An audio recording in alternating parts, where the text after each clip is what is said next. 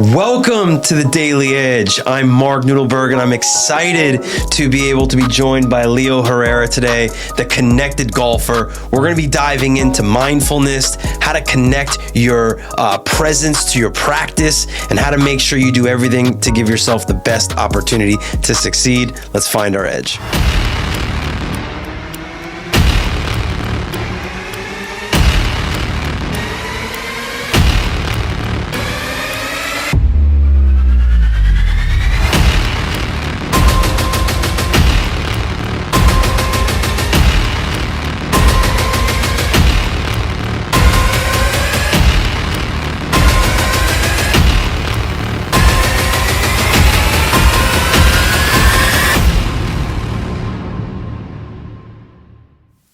Let's find our edge. That always starts with our affirmation. And today's affirmation is, today is about connection, mind, body, performance, and what I can do to tie all three of those together. Leo, welcome to the show. Man, thanks, Mark. What an intro. So glad to have you here. So you created the Connected Golfer, right? It's a practice on how to connect mind, body, spirit, performance, all of those things together.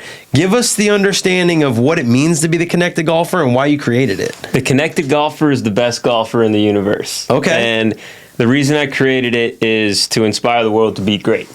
And I think the game of golf is a very good vehicle that can help people be better people, and not only in business, but in regular life. So the connected golfer is the example of what I would see the best version of myself as a golfer be. Okay, so for anybody who's not a golf fan, why is golf such a good sport or such a good practice for being a good human or being good anywhere else in your life? It builds your character, man. I mean, I'm a huge believer that your personality creates your personal reality. Okay. So I believe golf builds really good character in you. How does it do that?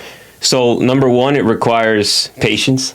Okay. It requires a lot. As an aspiring under 100 golfer, I understand the patience. It's been a long time for me to even be able to be consistent in hitting the ball, so I get that. And anyone that golfs and is watching back at home, you understand the patience.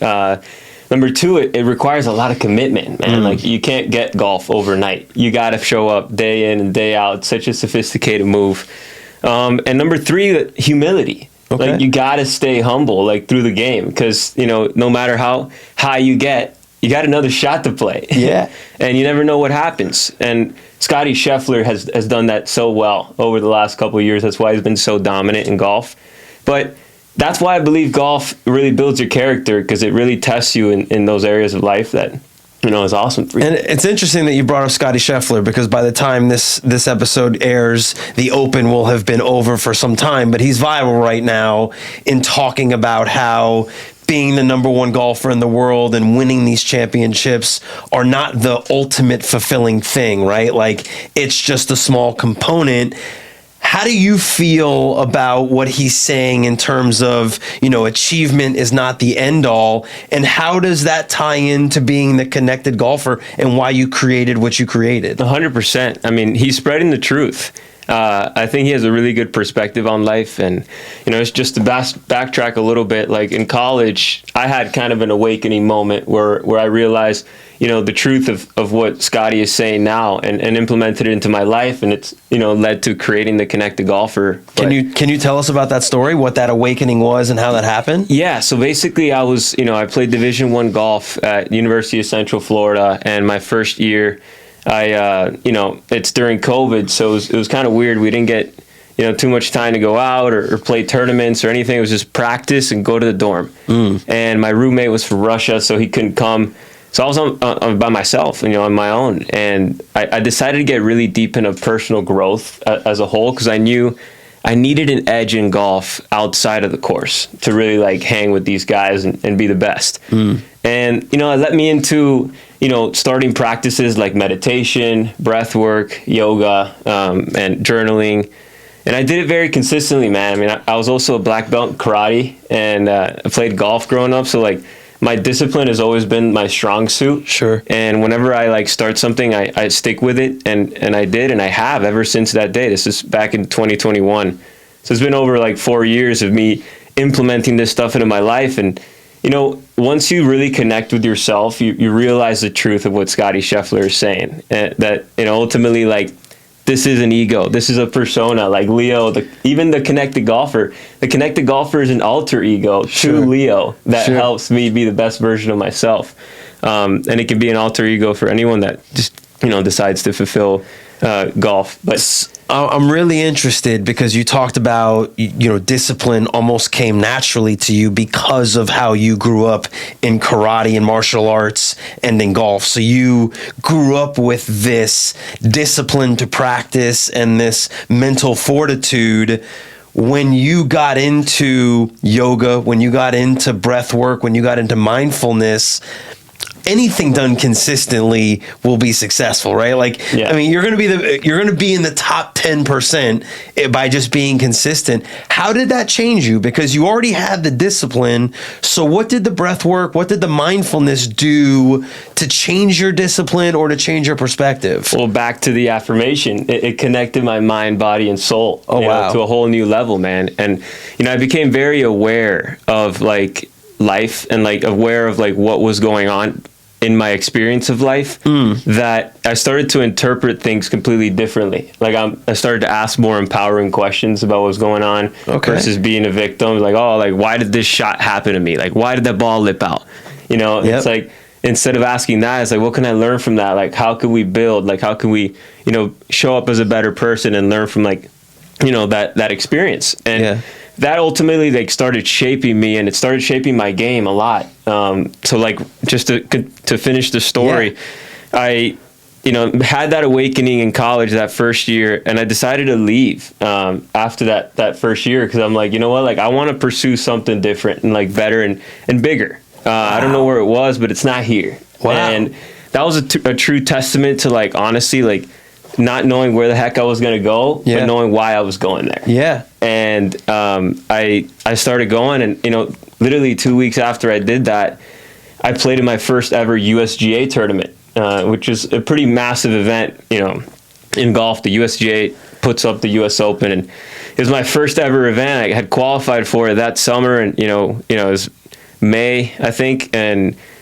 Chambers Bay, Washington, and I ended up winning the tournament, man. Like, and it was one of those things that like didn't make any sense. Like, I've never qualified for a USGA event. I show up and we win. It was a team thing.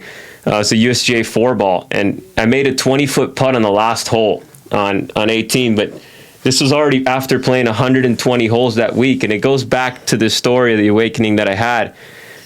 We were 2 up with 2 to play, and this guy ends up, long story short, making a 30-footer on 15 and a 30-footer on 17 to tie the match. Wow. So we're on 18, like, adrenaline's pumping. Like, everyone's pretty nervous. And the guy hits driver to the front edge of the green. I hit my shot up to about 20 feet for birdie. And he chips up for eagle, about a 40-yard chip shot, hits the center of the flagstick, 360 lips out. Whoa. And right then and there, for some reason, maybe it was all the work I was doing, I told myself, this is my opportunity. Yeah. A lot of people would have been like, man, like, are you kidding He's me? got This all guy the just momentum, hit the pin. Like, we're done. Now I got to make this putt. Like, and man, I remember it very vividly, like being very intentional in my mind about like, now this is my chance. I know exactly what I need to do here. And I made the putt. Wow. And I was trembling. Like I couldn't control that feeling in my body. Like it doesn't just go away. Yeah. Because you're mindful. Like, you know, no matter how mindful you are in a position like that, you just can't control it. I want to dive into that for a second, because you kind of made it like sound so easy to just walk away from playing Division I golf and to go chase something that I would imagine most people are like, you're insane. You've never qualified for this kind of event before. You're just going to go do this on your own. Like, what are you thinking? I'm sure there was a lot of noise that you had to block out.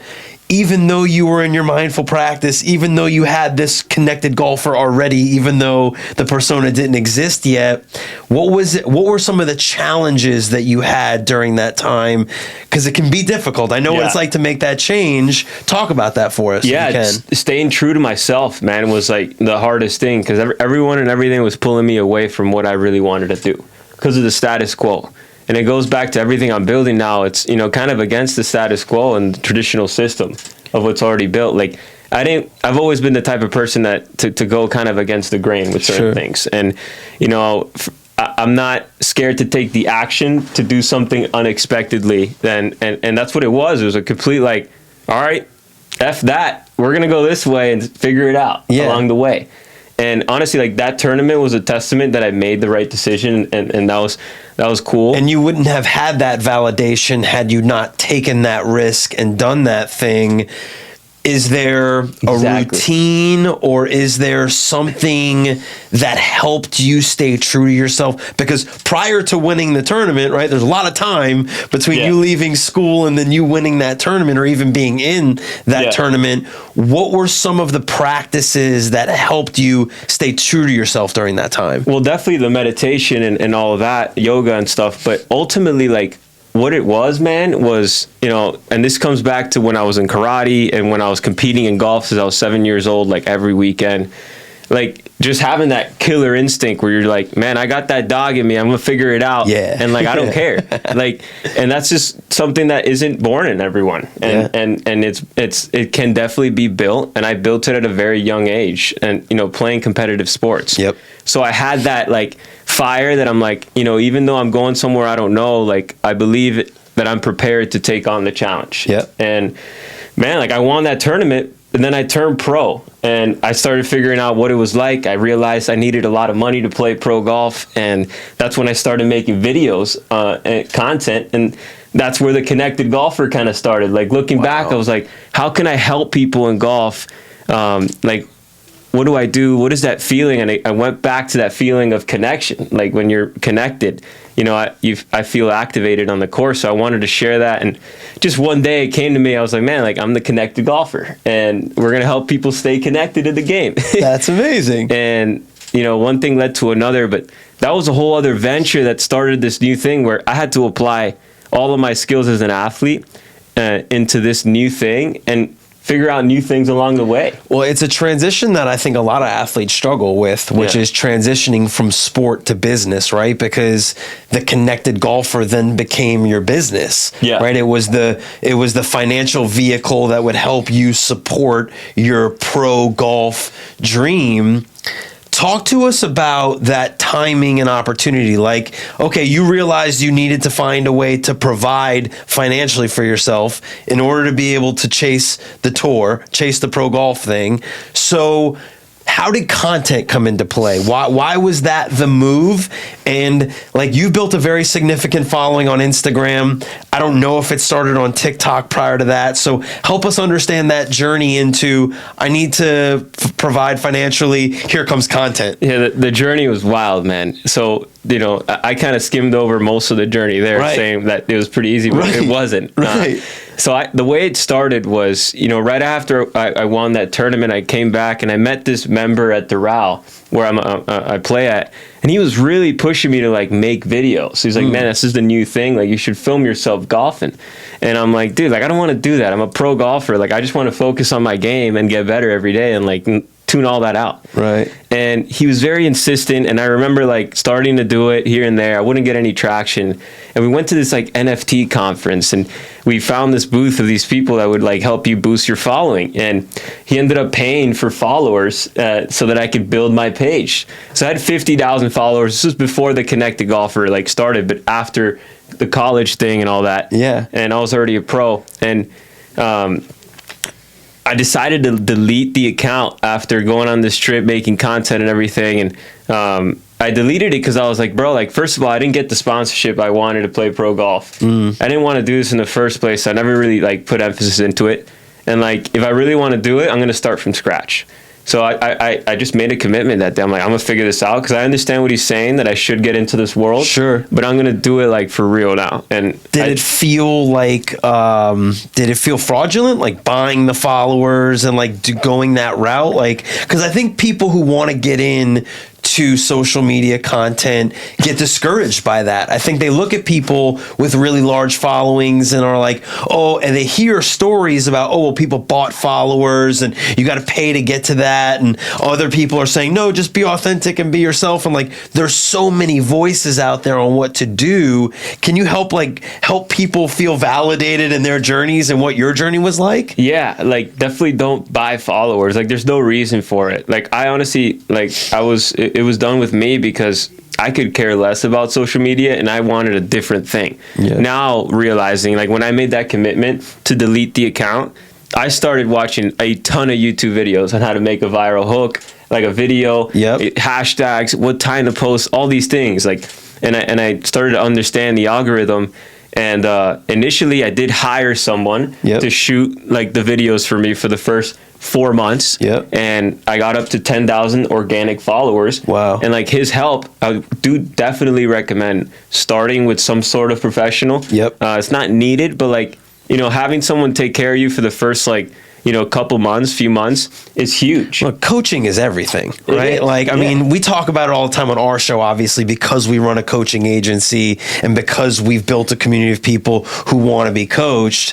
But that's the only, like any elite professional, right, has somebody who helps them get a little bit better and find those gaps. And particularly if you're starting fresh, how many obstacles can you avoid and how much of the learning curve can you actually straighten for yourself by getting a coach and showing you that way? So you recommend working with a professional and somebody that can help you do it, and that helped you. You did a ton of learning on your own. You listened to YouTube videos. You figured it all out. Did you study other golf content creators and see what was working for them and what they were doing? A little bit, yeah, but I mainly focused on my lane because I knew, like, you know, the YouTube videos and all that like gave me the knowledge that I needed. I wanted to be aware of like, okay, this is how it works. Right. But then I'm also aware of the fact that I'm very like new to this and I could use a professional to help boost it. But it was a very like, you know, they would do it for me type service. Yeah. So after the 4 months, like I figured out how to do it. It was like they were doing it and it was like, okay, I put 1 and 2 together. And then from after that month, literally like beginning of 2024 till, beginning of 2023 all the way till May of 2024, I went from 10K to 100K. Wow. And that was all just making content every single day. Every day. Like not missing a single day of like posting a video. And it was just one of those things that brings me back to the discipline. Like, you know, it just became a part of my like routine. It became a part of who I was. So let me ask you, when you started getting into the practice of posting video every single day, are all of your videos connected golfer content, or is there any Leo content in there? Are you letting people into who you are as a person outside of this mindfulness practice and how it relates to golf and how it relates to performance? Yeah, I mean, I could definitely do a better job of that. But initially, and this is one of the things that I struggled with to start with, was just like I stick to the format too much. And I was just like, all right, I'm going to share golf tips. I'm like, I got to a point where it's more than just a golf tip. Like it's, you know, it's about the individual and how they're feeling as a golfer and all that. And like, there's so much more to unpack. And honestly, like that's what got me interested in like creating YouTube content and like, you know, then creating long form content that I can put into bite-sized pieces to share that more organic version of myself. But you know, I wanted to make sure I built that base first. I would definitely recommend like build the base with like, you know, content that you know is going to get out there, that you are putting together, like different scenes that you're cutting out. And then like once you build the base, like, you know, you start your YouTube and you start sharing like clips of like real things that are happening to you, because now you're relevant, like, you know, to certain people that have already, you know, pressed follow. That's awesome. So what is it now? So now you've got this connected golfer persona, this big following, but now there's like a business behind it. There's a community behind it. So tell us a little bit about what that's like now. So while I was developing the connected golfer, like my following and everything, like I would make content, but I was really like behind the scenes working on like, what is the philosophy behind the connected golfer? Because I knew people would ask me, like, what is the connected golfer? Like, and what is it here for? And I put together a ton of online courses on, golf performance, but also like lifestyle, mental performance, all that stuff into like and I have a book as well called The Connected Golfer Manual that I would recommend anyone getting into the game as to like the commandments for me with golf. Okay. It's like, this is what I would follow and how I would do it for, before you get on the course, when you're practicing on the course, and when you're playing on the course. Yeah. And, I laid out my philosophy, and now like I'm in a position where like I want to, scale this and get as many people inside of the connected golfer philosophy and like what I'm building. And I just want to see more connected golfers out there. Like, so I'm slowly but surely, offering my programs to my followers and seeing if it's something that they want to be involved in, showing up in the content every day as the example, like, showing that, I'm working out, I'm practicing, I'm doing stuff like this. Like, this is the connected golfer. Yeah. It's not just like making a golf swing. So help us understand that routine a little bit, because we talk about routine all the time. Our courses, are broken up into some basic performance components like mindset and time management, and then it's very business development focused in terms of strategy and tactics like LinkedIn and video selling. For you, I imagine that there's a mindset component, there's a organizational component, and then there's all of the specific tactics that go into being a high performance golfer. What does your routine look like and how you maintain performance on a day-to-day basis? Yeah. I mean, I narrowed it down to the connection formula. Okay. And this is actually an online course that I've built together. It took me about like 6 to 8 months to make. Okay. And that was my breakthrough. Like, all of the knowledge I gathered in college and like what I was applying, I put it together into the connection formula. Okay. And at the end of the course, you come out with like a 1-sheet piece of paper that shows like your values, your mission, your purpose, like, all the things that you want to do in your health, career, relationships to like start, optimizing your performance. So what I have under there, like, are, for example, my purpose is to empower individuals to unlock their full potential. Okay. So I know like I could do that. My mission is to grow the game of golf, to elevate people. Yep. And my values are grit, gratitude, and generosity. Okay. The visions I have for myself, I see myself as an exhibition golfer, a high performance mentor, and a biohacker. I love longevity. I love doing stuff differently, like with my body. So that's something I'm going to implement in my content a lot more. And then like for my health, like career, relationships, like, with health, like always obviously prioritizing the mental health, physical activity, like working out, mobility routine. So basically what I do in the mornings is some breath work, make sure I move the joints, so some sort of mobility, and then some sort of high intensity like calisthenics work. Okay. So something that gets the heart pumping, and then right after that, a little bit of meditation just to like, narrow in the vision of what I want to create. Because I'm a huge believer that if we're not actively visualizing what we want to create, we're going to revert back to what we remember, and that's usually in the past. And right. I would rather be focusing on where I want to go. Oh, I love that. So how long is this? Sounds like this could be like hours long, Yeah. but how long is this morning routine for yourself? So it's initiation, respiration, activation, meditation. Okay. So initiation, drink some water, like probably like a little cold shower or cold water, some sort of cold exposure to get just wake up. And then respiration, so some box breathing. My routine's around 15 to 20 minutes. Okay. So I'll do like 5 minutes of box breathing and then like increase the time. So like 5 seconds, 7 seconds, 10 seconds. Okay. And then after that, I do some sort of mobility or yoga. Sometimes I'll probably say like 3 times a week I'll do yoga, and like the other times I'll do like a 10-minute like just mobility, like moving. You have to move your joints every day. Yep. Like for longevity purposes, like if you're not moving your joints, like, you're doing your body a disservice. So, and then the next thing is activation. So it's something, obviously with the mobility, but something that gets my heart rate like moving, pumping. Some So sort of jumping ab work. jacks, ab workout, push-ups, Exactly. burpees, just get your heart rate high. How long are you doing that for? So I actually have like a 4-minute routine for that. So what I do, it's called high intensity interval training. Yeah. It's 20 seconds of work, 10 seconds of rest, 20 seconds of work, 10 seconds of rest. But you do 2 different calisthenics movements. So it could be like push-ups and squats. And you do 4 rounds of that, 4 minutes, Yeah. but you're dead after the 4 Right. Like you're like really gassed. so it accomplishes the goal, and I'm huge about that. Like, whatever gets it done the most effective way is what I'm after. That's I don't amazing. need a 1 hour gym routine to feel good about my health. But I still implement like a 30-minute gym workout, like some sort of time, like after, like later in the day. Amazing. Like 3-4 times a week.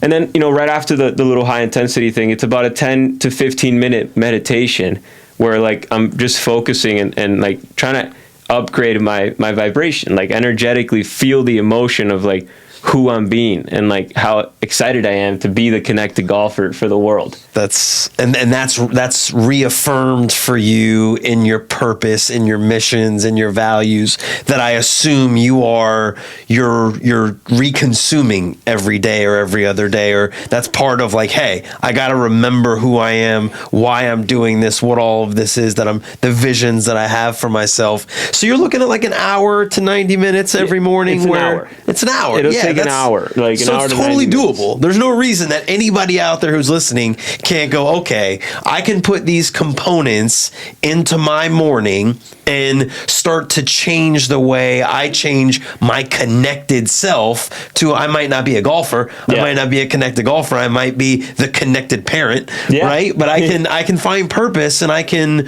really start to build some momentum for myself in doing that every morning. That's incredible. Exactly. And on time, like, it can also be 30 minutes, but honestly, just wake up earlier. Like, and if you can't wake up, preaching to the choir. Like, the whole thing is like, if you drink water and pour some sort of like cold water on you, like, it doesn't matter what time it is, like, you're gonna be up, and like, it's how you hack the system. It's amazing. Leo, thank you for joining us today. If they want to learn more about the Connected Golfer, they want to follow along, they want to get in touch with you, what's the best way to do that? Yeah, just go to theconnectedgolfer.com. In there I have all my resources, coaching programs and all that to get you to the next level. And what platform is the best platform to follow you on? Instagram, definitely. I have some TikTok in there. I started with Instagram and TikTok, but I got to get back into TikTok a little more. I just don't love the app. I use Instagram most of the time. I like it. Awesome. Leo, thank you so much for joining us. Thank you for finding the edge with us. Remember to like, comment, share with a friend,